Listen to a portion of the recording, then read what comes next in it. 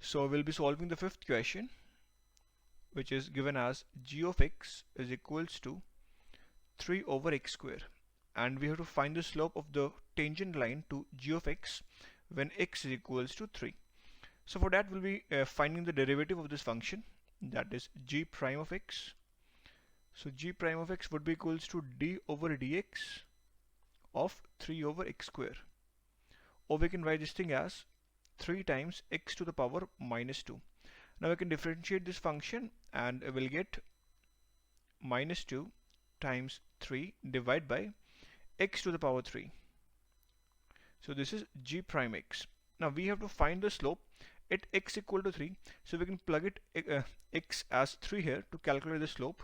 This is basically g prime x is basically the slope. So g prime 3 will be equals to minus 2 times 3